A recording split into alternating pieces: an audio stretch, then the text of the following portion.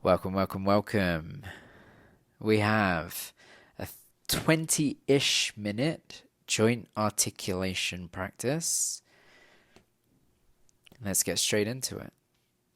Starting with the ankles, starting with the wrists, spreading of the fingers nice and wide, and then a grasping of the fists, and at the same time lifting the heels to balance on the balls of the feet, and then balancing on the heels to lift the balls of the feet, getting a spreading of the toes, and then a pressing down as you push down evenly from both sides.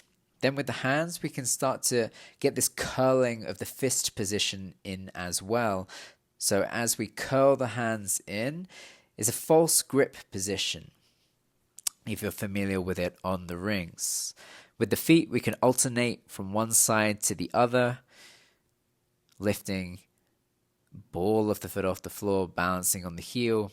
With the hands, this can then go into a spread fingers flexion at the wrist. So we're really getting the deep flexors of the forearm, a nice flossing. A little hold of the hands, trying to get the fingers up towards the sky, towards the ceiling. Alternating the feet, a little hold for a few more moments before slowly releasing the feet. Nice and smooth. Back to standing. Where we go from here is to hamstring activation. Standing on one leg, find the balance. Actively squeeze the heel towards the bum, trying to activate through the hamstrings. 10 on one side before switching and doing 10 on another. Trying to keep the knees in line so that the knee doesn't come forward past the standing leg and it doesn't go back past it, but stays nice and aligned as you activate, squeeze the hamstrings to get that flexion and extension at the knee. Again, doing 10 on each side before we move on. Hip flexion is next, standing on one leg, finding the balance, drawing the knee as high up towards the collarbone as you can get. And as doing this, trying not to lean the body back or to lean the body forward, but keeping the body nice and aligned, neutral, weight distributed on that standing leg. Doing 10 one side and then 10 the other. It's tempting for the standing leg hip to drop out, so really activate through glute med to make sure that the hips are nice and even and that standing hip is nice and aligned over that standing foot.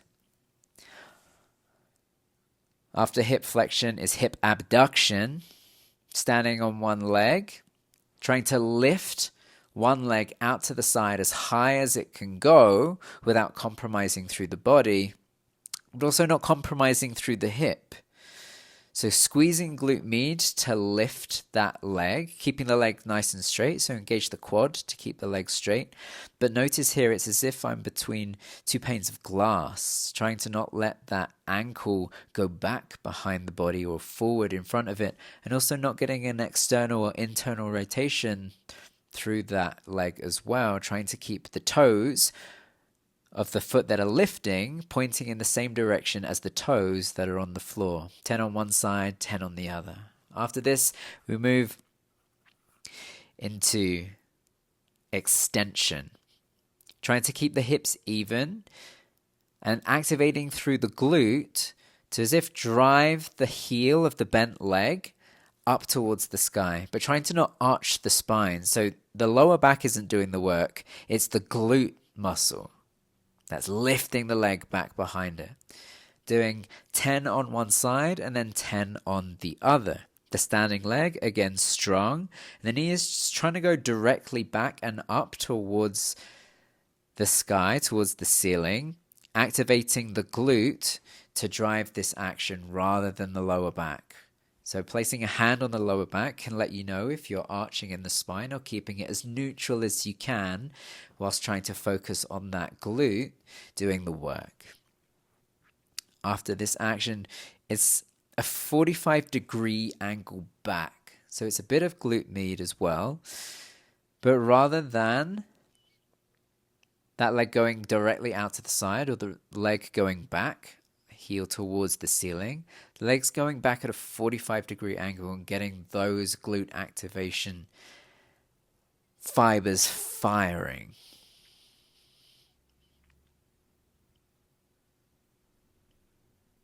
Noticing where you're cheating, where your body's trying to compensate, trying to keep everything else as relaxed as it can and focusing on the contraction through those glute muscles that take you back at a 45-degree.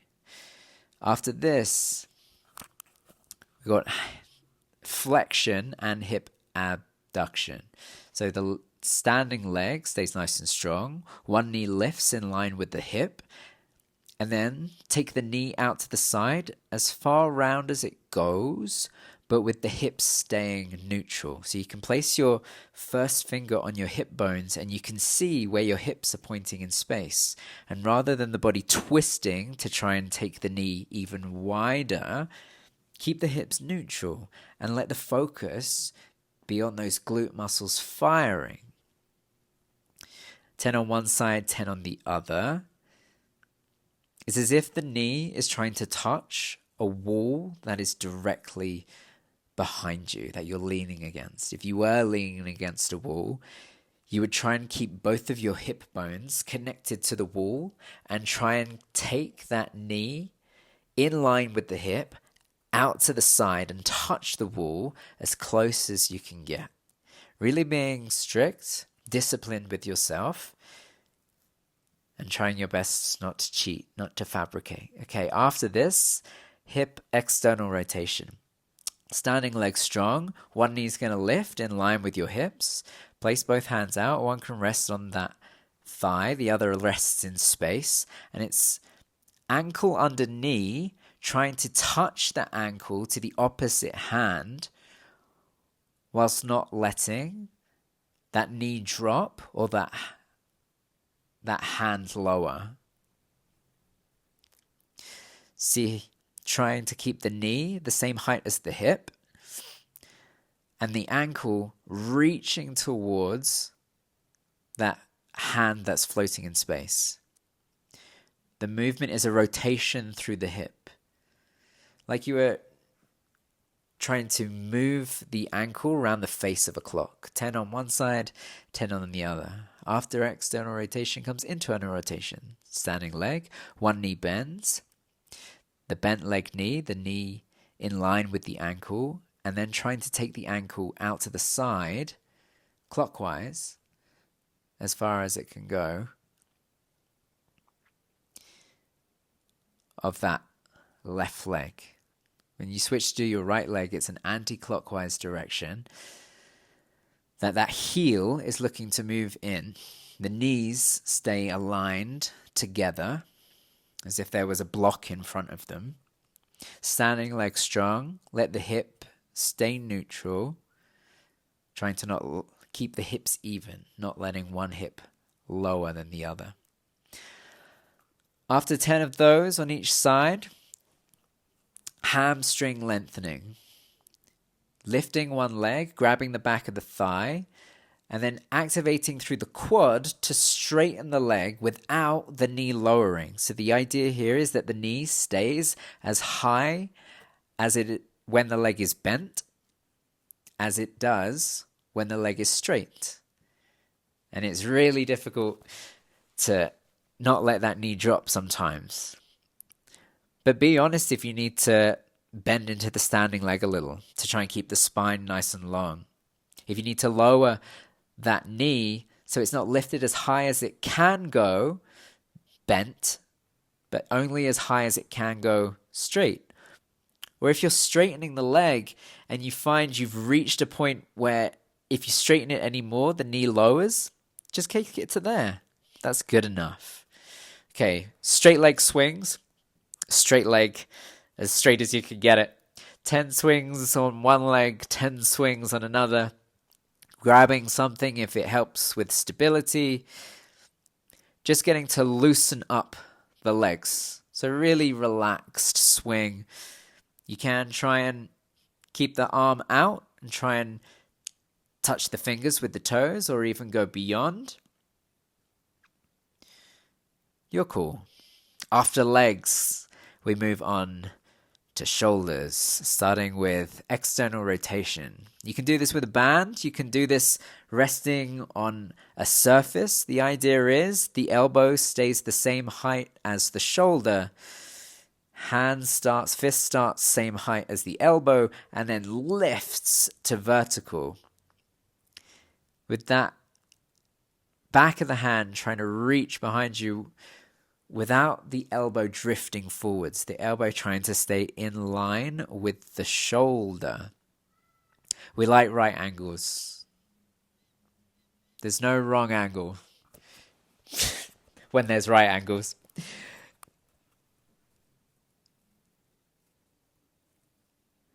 Really getting the external rotators of the rotator cuff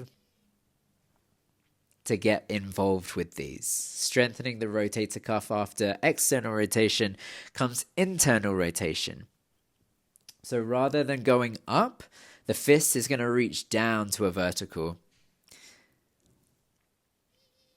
Trying to get the fist below the elbow without compromising through the height of the elbow or the orientation of the shoulder. If it doesn't go very far, that's totally okay. Trying to do 10 on one arm, 10 on the other. Getting mobilization through the shoulder, activation of the rotator cuff.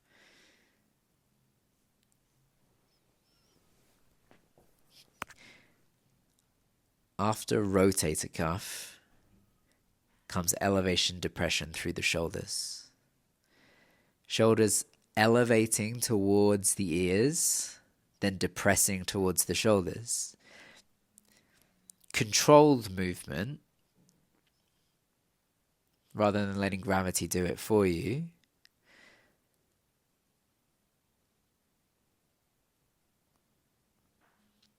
Ten lifts, 10 lowers are followed by rotation of the arm. So rotating one straight arm, keeping it as close to the ear, as close to the body as you can keep it.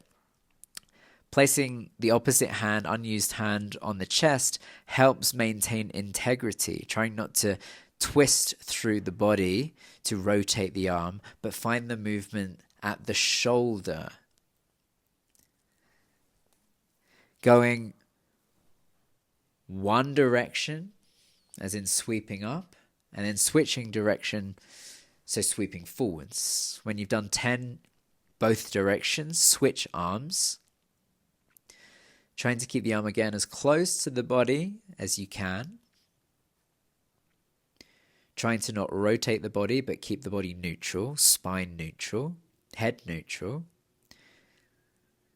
Find movement through the shoulder girdle.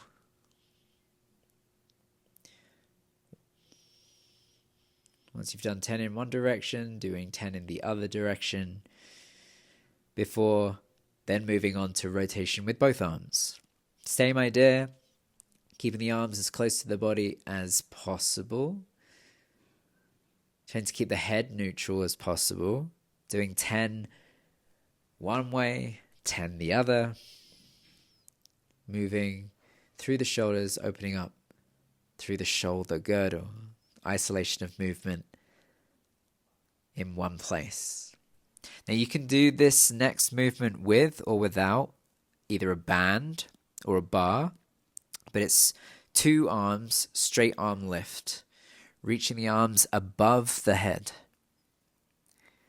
I like to do this with a bar because I can pull against the bar, but trying to keep the spine nice and long, the head nice and neutral.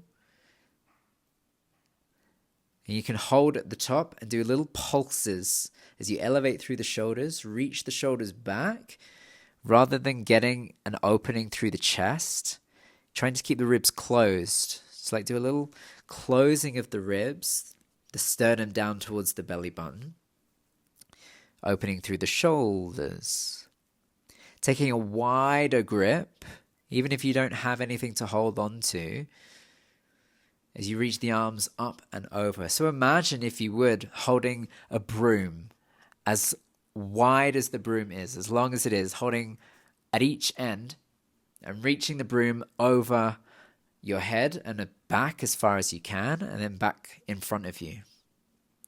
Trying to find equilibrium, balance, symmetry between left and right side, noticing if one shoulder takes the brunt of the movement or isn't as mobile. Things to notice, to then bring into conscious awareness, to then address either in this space or outside of this space. Elevation, depression through the shoulders, as if holding the bar above the head, reaching it back. Movement through the shoulders, internal rotation, external rotation, before releasing the bar. Reaching the hands behind you now. Imagine holding a bar behind you and reaching the bar back and up as far as you can get it without compromising the torso, without compromising the head. Keeping everything nice and neutral. The grip or the palms can be face up, but if you go face down, it can change the experience because it changes the orientation, the rotation through the shoulder. Opportunity to do both, palms facing up and palms facing down as you do those lift lowers of the arms behind you. After these 10 pulses, bicep curls. Imagine you had a bar in your hands and you're curling the bar, trying to keep the elbows below the shoulders, contraction of the biceps and a contraction of the triceps when the arm is straight to get that muscular activation, that contraction. Squeezing if you're holding a bar or you're holding dumbbells, whatever it might be. After bicep activation comes tricep activation. Arms reach up overhead. And then keeping the elbows above the shoulders, bend through the elbows so the hands are trying to touch the back of the shoulders. Trying to keep the elbows squeezed together rather than letting them splay out. If you're holding a band or a bar, trying to keep the same consistency of the pull or the squeeze on both sides. Trying to keep the elbows above the shoulders without arching through the spine, opening through the thoracic. So you're really starting to open up through those shoulders, but also tricep extension gets that tricep activation. Get the squeeze at the top.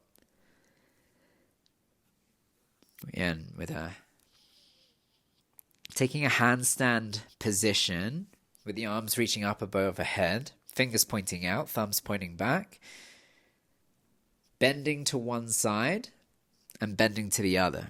Lateral bends. If you have a bar, if you have a band, great opportunity to pull and to push against the bar to maintain that handstand position. Getting these side flexions in, these flag-like positions. Noticing if there's limitation on movement on one side compared to the other.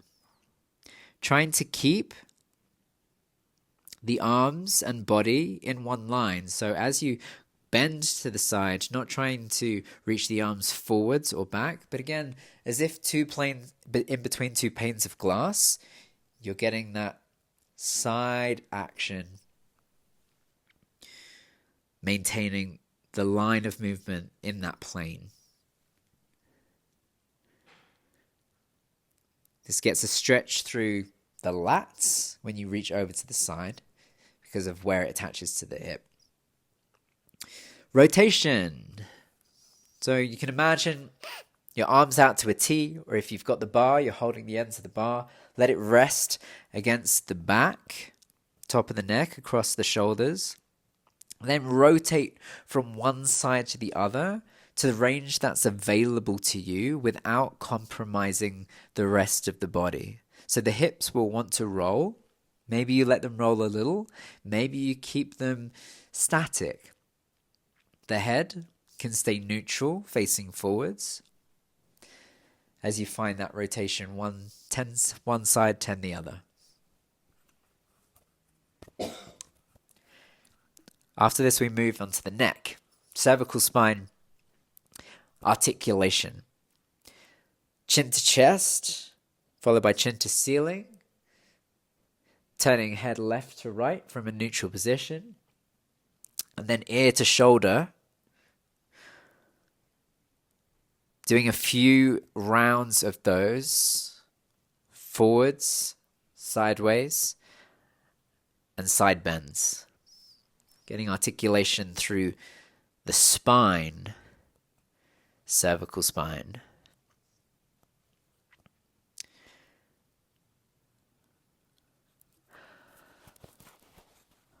After the cervical spine comes the rest of the spine. Rounding the spine down and then rolling up to a back bend.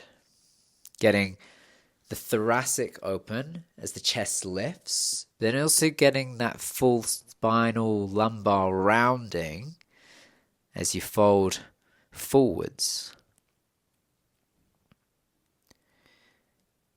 Going through the facets of the spine, trying to feel each vertebra stack upon one another as you roll up the spine and then fold over one another as you roll down. You can also do spinal waves where the chin lifts, chest lifts, and you're getting this wave-like action rolling up the spine.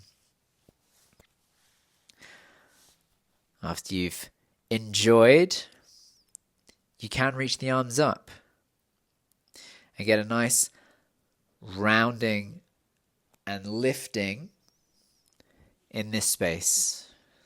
Ears stay in line with the shoulders, keeps everything nice and neutral. After the spine, we move on to the hips, specifically hip hinge. So it's as if you were picking up a bar from the floor, straight arms, little hip thrust at the end, spine long. So trying to keep the head neutral in line with the spine, hinging at the hips. Now you can send the weight back, or you can take a soft bend through the knees and start to find a little lengthening through the hamstrings, noticing where you're experiencing the sensation in the back of the legs. Doing about 10 of these, getting that glute activation as you thrust forwards, keeping the spine long, lower back active, back of the neck long, before moving on to kind of like a deadlift. So as if you were holding a bar. If you don't have a bar, that's totally fine. Imagine you were holding. And with the arms out in front, you bend the knees as low as you can go, as if to pick up the bar from the floor, and then straighten the legs to stand back up. Trying to keep the hips nice and even. You can flip the grip so it is one hand over, one hand under. If that feels good for you, you can do both sides. Trying to keep the knees in line.